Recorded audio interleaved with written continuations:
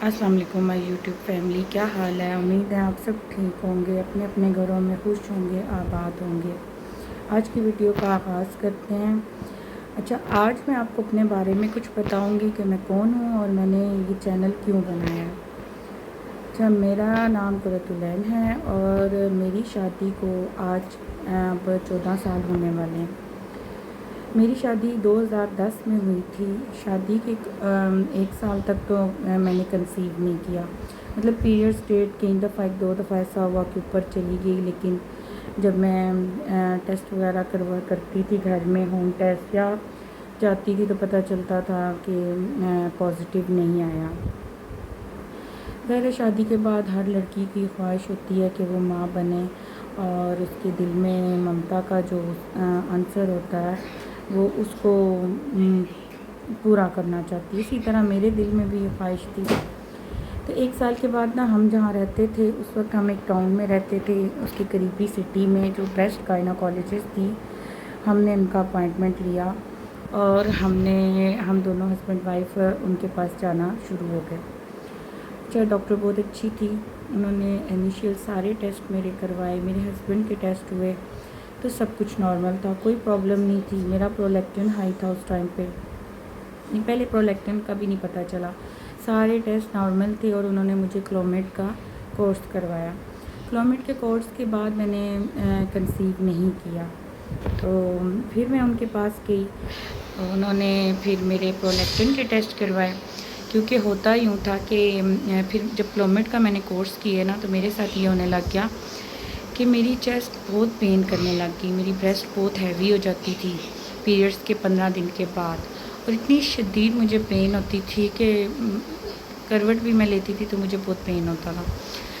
تو اس وقت یہی لگتا تھا دل خراب ہونا کہ میں نے کنسیو کر لیا، لیکن جیسے ہی پیریڈز ڈیٹ آتی تھی تو مجھے پیریڈز آ جاتے تھے اور پیریڈز آتے ہی میرا پین بالکل ٹھیک ہو جاتا تھا۔ میں پھر سے ان کے پاس جانے لگ گئی، تب انہوں نے میرا پرولیکٹن کا ٹیسٹ کروایا اور میری بریسٹ کی ایگزامینیشن بھی کی تو پتہ چلا میرا پرولیکٹن ہائی ہے، تو پھر اس کی میڈیکیشن انہوں نے سٹارٹ کر دی۔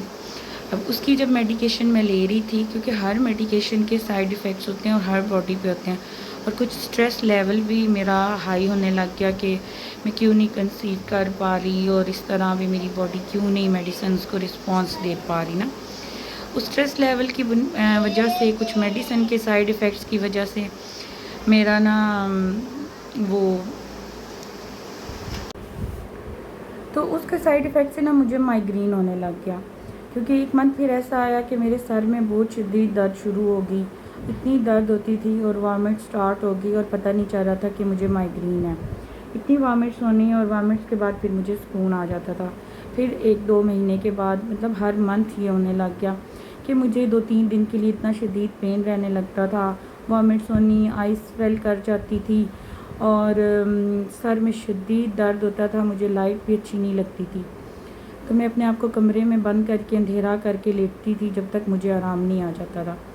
پھر میں اپنی اس ڈاکٹر کے پاس دوبارہ چلی گئی، پھر انہوں نے میرے شوکت خانم سے میرا MRI کروایا کہ پتہ چلے کہ سر میں پین کیوں ہوتا ہے، کیونکہ جب بھی مجھے کچھ ایسا سمٹم جو ڈیفرنٹ لگتا تھا تو میں سمجھتی تھی کہ میں نے کنسیو کر لیا، لیکن جب کہ ایسا ہوتا نہیں تھا۔ خیر، ہمیں لاہور شوکت خانم سے میرا MRI ہوا اور اس کی بھی رپورٹ آ گئی اور رپورٹ نارمل تھی۔ تو جب میں لاسٹ ٹائم ان کے پاس گئی تو جو میری ڈاکٹر تھی نا وہ چپ کر کے بیٹھ گئی، میری رپورٹیں سامنے رکھیں، میرے ہسبینڈ کی رپورٹ سامنے رکھی اور وہ نا چپ کر کے بالکل خاموشی سے بیٹھی رہی۔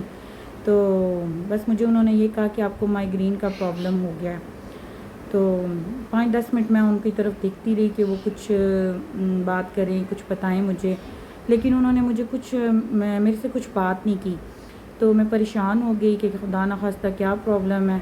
تو میں نے پھر ان سے پوچھا کہ آپ کچھ بول کیوں نہیں رہی؟ انہوں نے کہا میں تمہاری رپورٹس دیکھ رہی ہوں، سب کچھ سارے ٹیسٹوں کی رپورٹیں دیکھو میں نے سامنے رکھی ہیں، تمہارے ہسبینڈ کی، لیکن کوئی پرابلم نہیں ہے، میں کس چیز کا علاج کروں، مجھے کوئی پرابلم نظر نہیں آ رہی۔ تو میں نے کہا پھر میں کیا کروں، اگر سب ٹھیک ہے تو پھر میں کنسیو کیوں نہیں کر پا رہی؟ تو انہوں نے مجھے کہا کہ آپ مجھے نا 2-3 ماہ کا ٹائم دیں، میں آپ کے کیس پہ اسٹڈی کروں گی اچھے سے، پھر میں آپ کو بتاتی ہوں، کیونکہ اس طرح میڈیکیشن پہ جب میں آپ کو ڈالتی ہوں، آپ کا ویٹ بڑھ رہا ہے، آپ کو مختلف پرولیکٹن ہائی ہو گیا، پھر آپ کا مائگرین ہو گیا، تو آپ کی باڈی کو میڈیسن سوٹ نہیں کر رہی، اور پرابلم کوئی بھی نہیں ہے جو میں آپ کو یہ اس طرح کی کوئی میڈیسن دوں. خیر پھر میں گھر آ گئی، بہت ہی ٹینشن تھی، بہت پریشانی تھی. اور کیونکہ میں پریشان، ایک تو اب میری ممتا مجھے کہتی ہر وقت فیل ہوتا تھا کہ میرے پاس بھی بچہ ہو. میرے ساتھ جن کی شادیاں، ان کے بچے ہو چکے ہوئے تھے. پھر لوگ کوسچن کرتے تھے، سوسائٹی آپ کو پتہ کیسی ہے، ہر بندہ پوچھتا تھا تمہارے گھر گڈ نیوز ہے، تمہارے گھر گڈ نیوز ہے. خیر اسی طرح کرتے کرتے ہم نے سارے ٹریٹمنٹ بند کر دیے ہوئے تھے. تو پھر ہمیں کسی نے یہاں پہ کسی حکیم کا بتایا، ہم ان کے پاس چلے گئے، میاں بیوی دونوں. انہوں نے اتنی ڈیفیکلٹ جڑی بوٹیاں دیں اور جو میرے ہسبینڈ کو کھانی تھی، اور مجھے بھی کوئی انہوں نے سفوف سا دے دیا جو میں نے یوز کرنا تھا. اور میرے ہسبینڈ کی جو جڑی بوٹیاں تھیں وہ میں نے پیسنی. تو وہ جو جڑی بوٹیاں تھیں وہ پہلے میں نے توڑنی ہوتی تھی ان کی، پھر اندر سے بیج نکلتے تھے، پھر میں ان کو پیستی تھی، پھر ان کو گائے کے دودھ میں پکا کے مٹی کے برتن میں ڈال کے رات کو چاند کی چاندنی میں رکھنی ہوتی تھی، اور صبح نہار منہ میرے ہسبینڈ کو کھلانی ہوتی تھی. اور جو میری جڑی بوٹیاں تھیں وہ مطلب سفوف سا تھا، وہ بکری کے دودھ کے ساتھ لینا ہوتا تھا. خیر انسان اولاد کے لیے کیا نہیں کرتا، ہم لوگوں نے وہ بھی کیا. لیکن پھر بھی وہی بات کہ ہم نے کنسیو نہ کیا، اور پرابلم وہیں کی وہیں تھی.